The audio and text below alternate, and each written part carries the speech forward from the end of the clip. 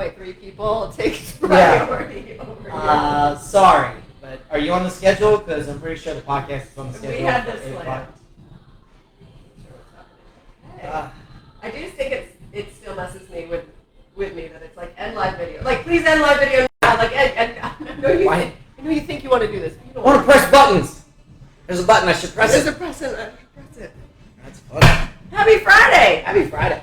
We might be able to hear some music out there. What's happening in the gym right now? Fitness.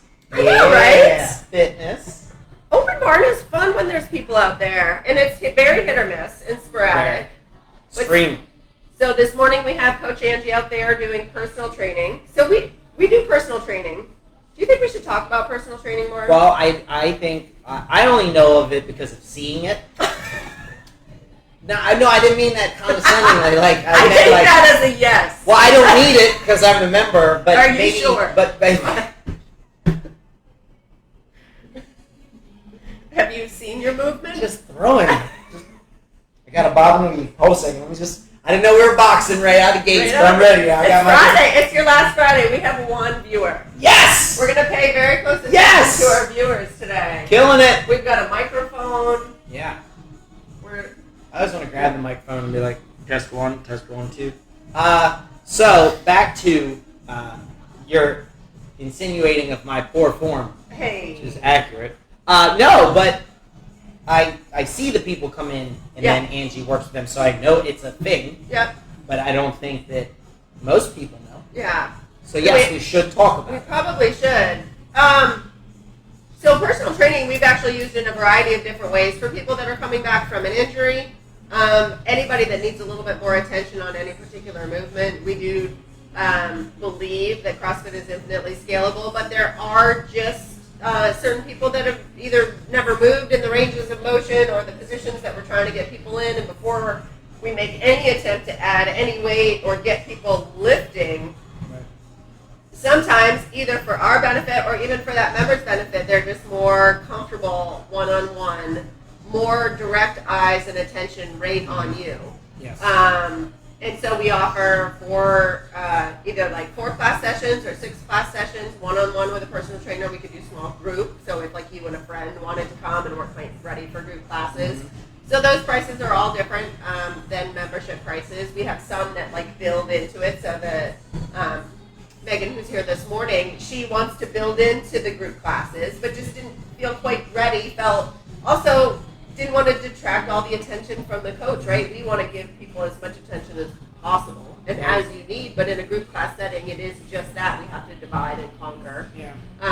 So that's exciting. I think she did a 4-class session, and then I think she may do another 4-class session, so there's not one right amount. Right. Some people do a 4-class session, get into group class, and then be like, hey, I want to buy another session, and then you have enough knowledge, too, of like, hey, I know I want to get better at snatching, or let's look at my deadlift positioning, and I just don't feel comfortable in that. So something that we do, but we don't talk a lot about. And I think it's a great option because we talked about like the intimidation factor sometimes, just the games, CrossFit, and what we do, and I think it's a great way for anybody. Like if somebody's on that fence, just kind of, I want to, but I think it's a great foot in the door.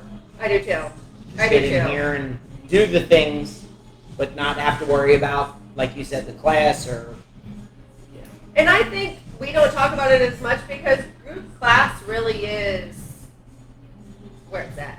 Oh, right? Like I feel like it's just a conduit to get you to a group class setting. Correct. Like if you are the person that enjoys working out alone or one-on-one long term, we could certainly do that personal training wise. But I just feel like then you miss out on all of the like connection with the activity of the group in class, and there's just so much that happens in a class that has nothing to do with the fitness, or does, but you're going to do your thing, and then you're going to see somebody next to you do something, and then that's going to plant a seed in your head about like, oh, maybe I could do that or try that, or somebody will give you a tip that's different than what a coach says, and you hear it differently. Yeah. We also have 2 people working out. One is a coach. Yeah. One is a member. So if you ever can't make a scheduled class, we had a class at 6:30. Then we have a class at 9. Your last coaching class of 9 a.m. of the summer. How's it gone? That's when you know summer's over. When I'm not available to coach, 9. It is. I got to do that job thing. Today is summer send-off. Today is summer send-off. Work. I know. Damn it. We love having you at 9. It's been fun. I've had a heck of a summer. I've been coaching 6 classes a week. I know. Plus run. And then run like the wind. And so, yeah, it's been the most active I've been with Heirloom since we started. So. And then you started cross-country practice last week? Last Wednesday. So I was telling somebody this, and then so these are the notes that I have for today. Oh, those are good. That's what I have. Let me check mine. So we are going to talk about listening, which I think we both historically kind of suck at listening. Yes. I think that's fair. Historically and maybe currently. What are we talking about again? Depends on the day, the conversation, my mood. My mood. But I was telling a new member about the change in schedule. They were coming to some classes and just about coaches they haven't yet met and about you being the cross-country coach. And that you had started the program, and I said about 20 years ago, and they said instinctively, oh, so they're from around here. That's funny. I said, no. Right. He grew up in Lancaster County. Mm-hmm.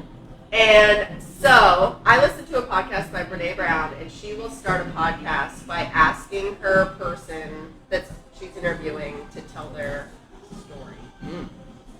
So can you take 5 or 10 minutes or whatever, and who is Sean Reiki, and how the hell did you end up in Cambridge, Maryland? So I was actually Sue actually sent out a question to the teachers, because that's one of her questions about why did you choose DOCO. So student taught in Lancaster at Garden Spot High School. My cooperating teacher, great experience. That year, the department chair retired, and he became the department chair. Okay. Job's mine. I got a job. Sue and I found an apartment near the high school, locked up. But didn't want to just rely on that, so I applied a couple other places, and I drew kind of a 3-hour diameter around Lancaster because I wanted to be close enough to home. And went to a job fair at Millersville University, and Greg Meekins was the DOCO rep, and I didn't look exceptional on paper. I was average on paper. And I knew I just needed to have a conversation, and that was where I could get my foot in the door, hopefully. And I talked with Greg, and Greg's like, I love everything that you've said. He's like, I would really appreciate if you'd apply to Dorchester County. He's like, it's a county on the eastern shore of Maryland, which I don't know where that is at this point. Sure, I'll apply. Applied, got hired, or they offered me the job totally, I was totally going to bail on them as soon as Garden Spot called me with my job that I was supposed to get. Okay. Went through the interview process, got down to the final 10, went to the final 10 interview, and I remember Sue called me. I was working at the sandwich shop crying, and she's like, they didn't offer you the job. What are we going to do? And you think about these momentous decisions in your life, and that was a moment where I was like, we're moving to Maryland. It didn't rattle me, and I to this day have no idea why. It didn't knock me on my ass. It didn't. I remember nonchalantly being like, I guess we're moving to Maryland. And she's like, okay, we'll figure things out. And she was scared of moving? I don't know. We were ready to live in Lancaster. So I don't know. I don't know why. It just wasn't her plan. She does a good plan. Yeah. And I don't know, but so do I. So I have no do. idea why.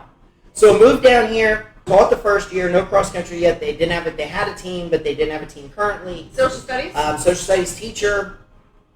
That spring, late spring, Garden Spot called me and offered me a job. No way. Yeah. Now I was going to be a CART teacher, so I wasn't going to have my own classroom. I was going to go in the classrooms that were not being used. Gotcha. By this point, Sue was working as a massage therapist out of a salon and had built up a clientele.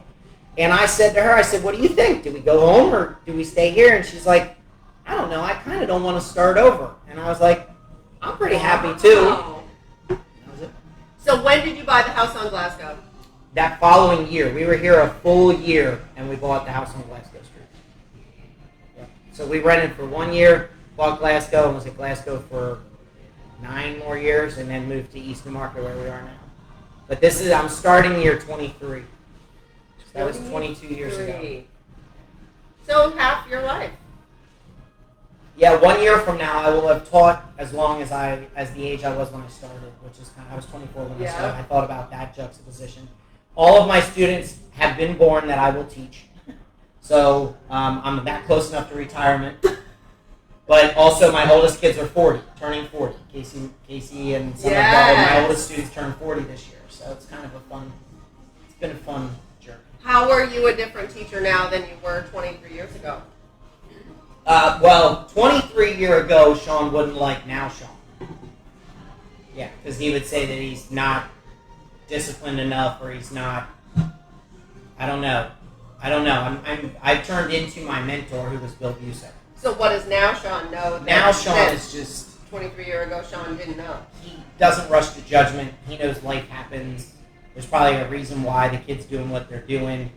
Not all rules matter that much. Doesn't matter if the kid does the work or when the kid does the work. Everybody's got a story. Everybody's got a struggle. Calm down. It's not that serious. Just I'm so more chill than I ever was. Yeah. And it's fun. I feel like that. It's fun. When do you feel? Well, let me say this. Yeah. I don't think I could have been this at 24. I didn't have the name, and not in an arrogant way, but I mean, they know me at the school. We've had such turnover. I'm one name that's been there. Cleary, Horsey, Kenny, me. We're all the same department too, but a lot of other departments, if you're 10 years alumnus of 10 years ago, your teachers are gone. Yeah.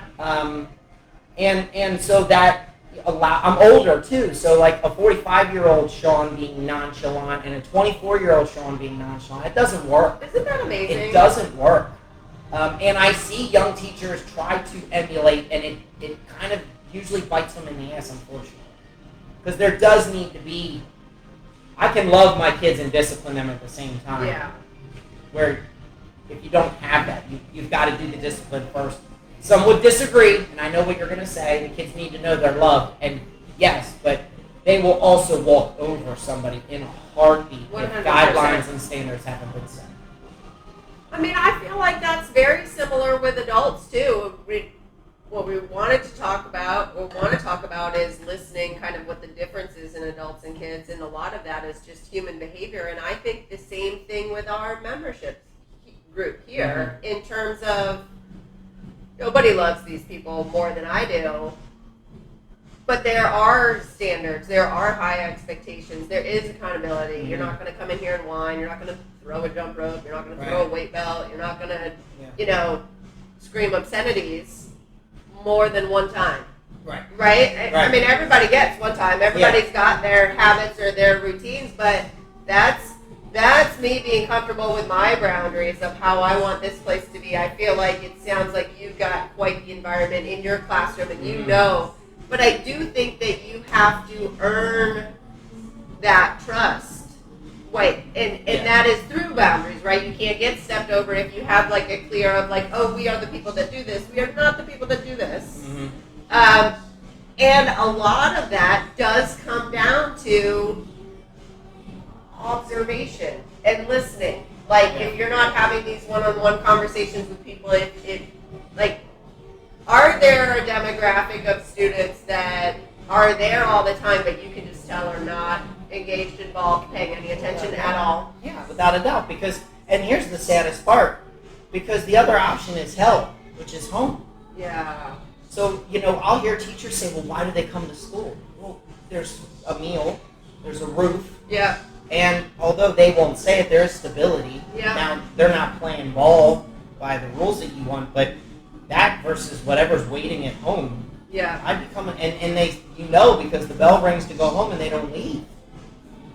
I mean, we got kids that will cut class, but then not leave when the day's over. That's a clear indication of why they're there, right? Mm-hmm. So. And do they have people to talk to at the school? Do you think that they're relying on the resources at the school? I don't even know if so there are resources, and the people that are those resources work their butts off. Yeah. But I don't know if the student body, the ones who need it the most, are as aware.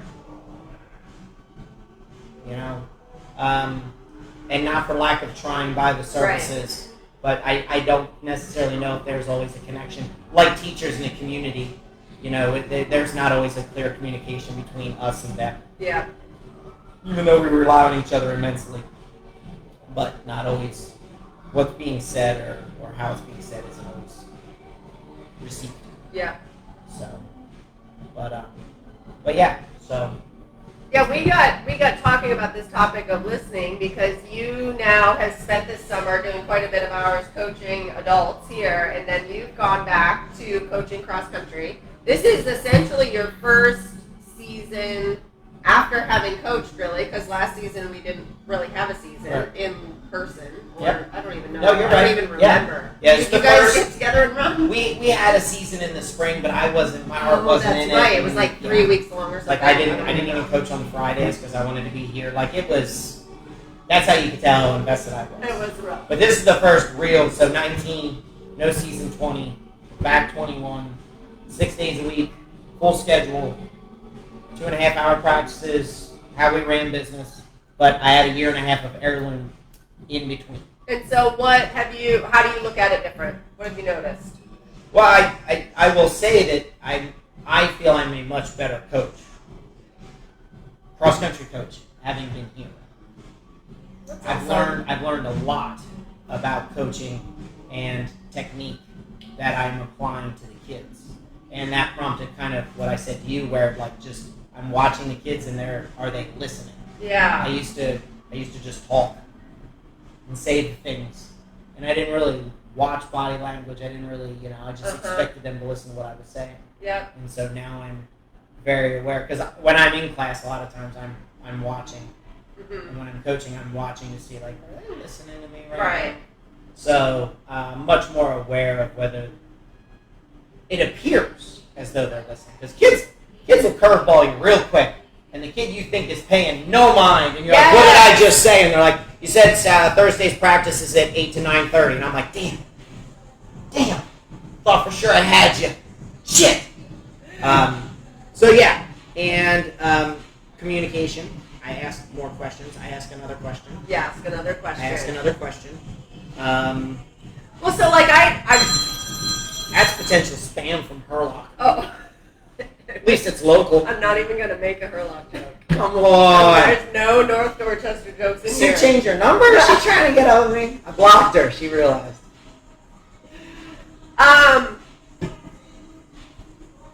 That brings up an interesting point that you and I have talked a lot about for ourselves, which is funny that we are doing a podcast here, but to some extent, I think you and I can both talk to instruct and then struggle to kind of find the end of it.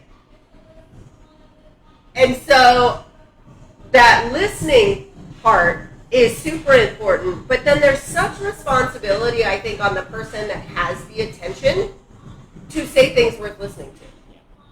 And I think that's something that we focus on in here a lot, and we have a lot of information we're trying to share. There's a lot of complex moves, there's a lot of different things you're doing with your body, there's a lot of body parts that you may be unfamiliar with, the positions and directions that you're pulling and pushing and pressing, that it can be too much.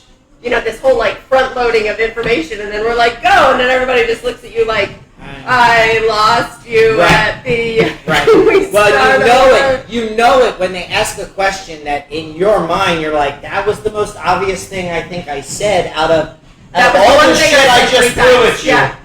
That was and I'm like, oh, that means you really didn't get it.